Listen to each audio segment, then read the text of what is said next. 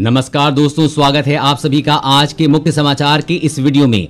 जी हां दोस्तों, पूरे देश में अनलॉक का समय चल रहा है। ऐसे में मोदी सरकार की तरफ से बड़ी और महत्वपूर्ण खबर अपडेट निकल कर आ रही है, जिसकी सटीक जानकारी हम आपको इस वीडियो में देंगे। बस आप इस वीडियो के अंत तक बने रहिए। लेकिन उससे पहले आपसे एक छोटी सी रिक्वेस्ट है। मुझे इस वीडियो को बनाने में बहुत मेहनत लगती है, तो इस मेहनत के लिए वीडियो पर एक लाइक जरूर कीजिएगा और साथ ही वीडियो के नीचे दिए गए लाल बटन को दबाकर चैनल को सब्सक्राइब कीजिएगा और इस घंटी को भी दबाइएगा ताकि आपको दिन भर की बड़ी खबरों की जानकारी लगातार मिलती रहे। तो चलिए दोस्तों, एक एक करके सभी बड़ी खबरों के बारे में जान लेते हैं। तो दोस्तों, आज की पहली बड़ी खबर अपडेट की बात करें तो कोरोना वैक्सीन पहले चरण में सफल है। कल से दूसरे चरण का ट्रायल। जी हां, कोरोना महामारी की मार झेल रहे लोगों के लिए राहत की खबर है कि भारत में जल्द ही कोरोना की वैक्सीन आने वाली है। कई वैक्सीन के ट्रायल चल रहे हैं और अभी तक जो भी ट्रायल हुए हैं वो कामयाब रहे हैं। वैक्सीन के ट्रायल का अब दूसरा फेज शुरू हो चुका है। दवा बनाने वाली कंपनी जाइडस कैडिला ने बताया है कि कोविड-19 से बचाव के लिए बनाई गई प्लाज्मिड DNA वैक्सीन जाइकोवी-डी का दूसरे चरण का क्लिनिकल ट्रायल शुरू हो रहा है। पहले चरण का क्लिनिकल ट्रायल कामयाब रहा है और इसके दूसरे और तीसरे चरण का ट्रायल भी कामयाब रहता है, तो जल्द ही इसे बाजार में पेश किया जाएगा। और अगली बड़ी खबर की बात करें तो पाकिस्तान का काला सच आया सामने। साल में 629 लड़कियों को कर्ज के लिए बेच दिया चाइना को। जी हां, एक साल में 629 पाकिस्तानी लड़कियां शादी के नाम पर चीनी नागरिकों को बेच दी गई हैं। ये आंकड़ा आधिकारिक तौर पर पुलिस और गृह मंत्रालय के पास फाइलों में दर्ज है। लेकिन इमरान सरकार चीन के एहसानों के तले इतने दबे हैं कि वो आधिकारिक तौर पर कुछ कहना ही नहीं चाहते हैं। पुलिस ने इन नकली शादियों और लड़कियों की खरीद फरोख्त के खिलाफ मुहिम चलाई, लेकिन सरकार के दबाव में इसे रोक दिया गया। रिपोर्ट के मुताबिक पाकिस्तान के अति पिछड़े और गरीब तबकों की लड़कियों को स्थानीय दलालों के माध्यम से फंसाया जाता है। कुछ दस्तावेजों पर दस्तखत कराए जाते हैं, इनमें से कुछ तो नाबालिग होती हैं। पाकिस्तान के गृह और विदेश मंत्रालय के अलावा पुलिस के आला अफसरों ने इस बारे में कुछ भी बोलने से इनकार कर दिया है। दरअसल इमरान सरकार और फौज चीन को नाराज नहीं करना चाहते हैं। और अगली बड़ी खबर की बात करें तो पासपोर्ट की तर्ज पर अब घर आएगा ड्राइविंग लाइसेंस। सरकारी दफ्तर के चक्कर काटने से मिलेगा छुटकारा। जी हां, हिमाचल में अब पासपोर्ट की तर्ज पर लोगों को घर बैठे ड्राइविंग लाइसेंस मिल सकेगा। परिवहन विभाग सारी प्रक्रिया को ऑनलाइन कर रहा है। जल्द ही शिमला और कांगड़ा जिले में पायलट प्रोजेक्ट शुरू किया जाएगा। सफलता मिलने के बाद इस व्यवस्था को पूरे प्रदेश में लागू किया जाएगा। योजना के अनुसार आवेदक को परिवहन विभाग से लाइसेंस की फाइनल अप्रूवल मिल गई तो वो रसीद दिखाकर भी गाड़ी चला सकेगा। रसीद दिखाने पर पुलिस उसका चालान नहीं काट सकती। ये व्यवस्था 15 से 20 दिन तक चलेगी। इस समय अवधि के भीतर आवेदक को लाइसेंस की हार्ड कॉपी उपलब्ध करा दी जाएगी। उल्लेखनीय है कि इस व्यवस्था से आवेदकों को SDM और RTO दफ्तरों के चक्कर काटने से छुटकारा मिलेगा।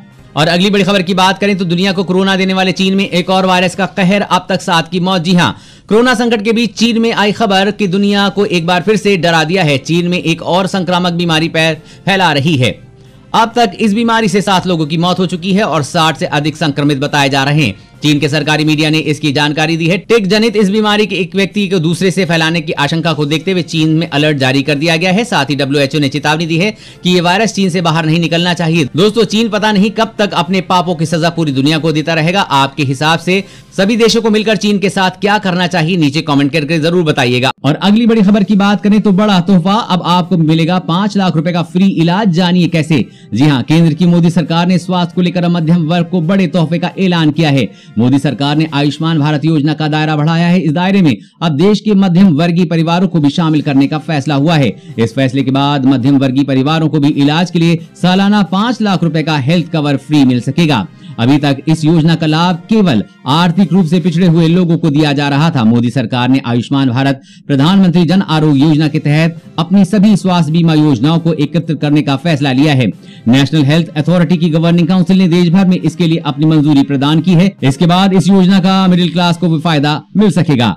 और अगली बड़ी खबर की बात करें तो जाने कितने दिन में बनकर तैयार होगा श्री राम मंदिर और कितना होगा खर्च। जी हां, श्री राम जन्मभूमि तीर्थ ट्रस्ट ने राम मंदिर की सीमा तय कर रखी है। विशाल मंदिर 2024 के पहले बनकर तैयार हो जाएगा। ये मंदिर दुनिया का चौथा सबसे बड़ा मंदिर होगा। अयोध्या में श्री राम मंदिर के निर्माण के लिए श्री राम जन्मभूमि तीर्थ ट्रस्ट ने मंदिर निर्माण के लिए लॉर्सन एंड टूर्बो कंपनी को काम सौंपा है। इसके लिए ट्रस्ट ने 3.5 साल में हर हाल में बनाने का लक्ष्य रखा है। श्री राम मंदिर के शिखर की ऊंचाई 161 फुट की होगी। वहीं पूरे पूरे मंदिर में 5 विशाल गुंबद होंगे। इस मंदिर की लंबाई 280 से 300 फीट की है। राम मंदिर में कुल 318 स्तंभ होंगे और प्रत्येक तल पर 106 स्तंभ होंगे। इस मंदिर का डिजाइन नागर स्टाइल का है और इस भव्य और विशाल राम मंदिर के निर्माण में 100 करोड़ रुपए की लागत आएगी। हालांकि यदि इसकी निर्माण अवधि की तय सीमा से अधिक समय होने पर यह खर्च बढ़ भी सकता है। अगली बड़ी खबर की बात करें तो चीन छोड़ भारत में प्लांट लगाने की तैयारी में है 24 मोबाइल कंपनियां। इलेक्ट्रॉनिक में से 10 लाख नौकरियों की उम्मीद। जी हां, चीन छोड़ने वाली कंपनियों को लुभाने की भारत की रणनीति काम करती दिख रही है। सैमसंग इलेक्ट्रॉनिक से लेकर एप्पल तक के लिए काम करने वाली कंपनियों ने भारत में निवेश करने की इच्छा जताई है। केंद्र की मोदी सरकार ने मार्च में ही इलेक्ट्रॉनिक मैन्युफैक्चरिंग के क्षेत्र में कुछ इंसेंटिव्स का ऐलान किया था। अब तक करीब 2 दर्जन कंपनियों ने भारत में मोबाइल फोन की फैक्ट्रियां स्थापित करने की इच्छा जताई है। ये कंपनियां भारत में $1.5 बिलियन यानी कि करीब 11,200 करोड़ रुपए का निवेश कर सकती हैं। सैमसंग के अलावा फॉक्सकॉन, विस्ट्रॉन, पेगाट्रॉन जैसी मोबाइल मैन्युफैक्चरिंग कंपनियों ने भारत में फैक्ट्री स्थापित करने की इच्छा जताई है। अब सरकार इसी रणनीति को फार्मा, ऑटोमोबाइल, टेक्सटाइल और फूड प्रोसेसिंग के सेक्टर में अमल में लाने पर विचार कर रही है। और अगली बड़ी खबर की बात करें तो सावधान, बाजार में बिक रहा हाई मेथनॉल वाला सैनिटाइजर खराब कर सकता है आपकी सेहत। जी हां, कुछ कंपनियां कोरोना के संकट काल में भी पैसा बनाने के चक्कर में जनता को धोखा देने से बाज नहीं आ रही हैं। बाजार में आपकी सेहत को खराब कर देने वाले सैनिटाइजर की बिक्री हो रही है, इसलिए खरीदने से पहले यह जरूर देख लें कि ब्रांड कोई लोकल तो नहीं है। हरियाणा के स्वास्थ्य एवं गृह मंत्री अनिल विज ने कहा कि प्रदेश के विभिन्न जिलों में एकत्र किए गए सैंपल फेल होने के कारण 11 सैनिटाइजर ब्रांड के खिलाफ FIR दर्ज कराई गई है। इसके साथ ही संबंधित ब्रांड का लाइसेंस रद्द या सस्पेंड करने का नोटिस भी जारी किया गया है। हरियाणा के खाद्य एवं औषध प्रशासन द्वारा कुछ सैंपल एकत्र किए गए थे, जिसमें 5 में मेथनॉल की अधिकता पाई गई है, जो एक विष का काम करता है। फेल ब्रांड सैनिटाइजर का पूरा स्टॉक मार्केट से वापस लाने के निर्देश दिए गए हैं ताकि लोगों को किसी प्रकार का नुकसान न हो सके। दोस्तों, आप भी सैनिटाइजर खरीदते समय सावधानी जरूर बरतें। तो खुशखबरी, एक बार फिर से रसोई गैस के दामों में होगी कटौती। जानी कब से मिलेगा सिलेंडर। जी हां, देश में कोरोना काल के दौरान एक तरफ जहां महामारी के कारण महंगाई दर बढ़ती जा रही है, वहीं दूसरी तरफ बहुत जल्दी रसोई गैस सस्ती हो सकती है। इसका कारण यह है कि 1 अक्टूबर से प्राकृतिक गैस की नई दरें तय की जाएंगी। इस मामलों में वाकिफ सूत्र का कहना है कि अक्टूबर में प्राकृतिक गैस की कीमत घटकर 1.9 से $1.94 प्रति मिलियन ब्रिटिश थर्मल यूनिट तक आ सकती है। यदि ऐसा होता है तो देश में प्राकृतिक गैस की कीमतें 1 दशक से निचले स्तर पर पहुंच सकती हैं। यदि इस बार भी गैस की कीमतों में कटौती होती है तो ये लगातार तीसरा मौका होगा जब प्राकृतिक गैस की कीमतों में कटौती होगी। इससे देश भर के नागरिकों को बड़ा फायदा पहुंचेगा। और अगली बड़ी खबर की बात करें तो अब घर बैठे मोबाइल से कर सकते हैं राशन कार्ड के लिए अप्लाई। जानिए सबसे आसान तरीका। जी हां, राशन कार्ड केंद्र सरकार द्वारा जारी किया जाता है। कोरोना काल में किसी को भी अन्न की कमी ना पड़े, इसके लिए केंद्र सरकार ने 8 करोड़ राशन कार्ड धारकों को एक्स्ट्रा राशन देने का ऐलान किया था। साथ ही इसका इस्तेमाल कई जगहों पर ID प्रूफ के तौर पर भी किया जाता है। वहीं इसलिए हर परिवार के पास राशन कार्ड होना जरूरी है। अब आप इसे घर बैठे ऑनलाइन बनवा सकते हैं। सरकार ने इसके लिए वेबसाइट शुरू कर दी है।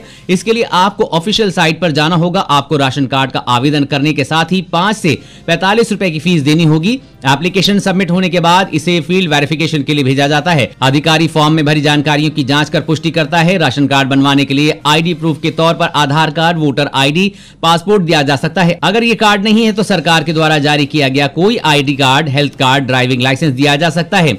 जांच सही पाए जाने पर 30 दिन के भीतर राशन कार्ड जारी हो सकता है।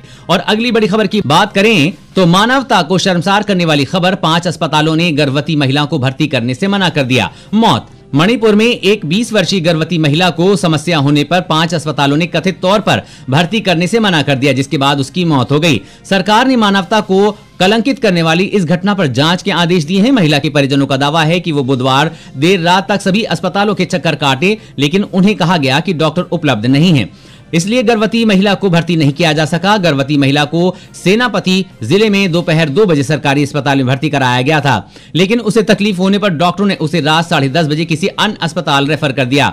उसके बाद से इम्फाल लाया गया, जहां 2 सरकारी और 3 निजी अस्पतालों ने भर्ती करने से इनकार कर दिया। बृहस्पतिवार तड़के महिला की मौत हो गई। जी हां दोस्तों, मानवता को कलंकित करने वाली इस घटना के बाद इस अस्पतालों पर क्या कार्रवाई होनी चाहिए, नीचे कमेंट में जरूर बताइएगा।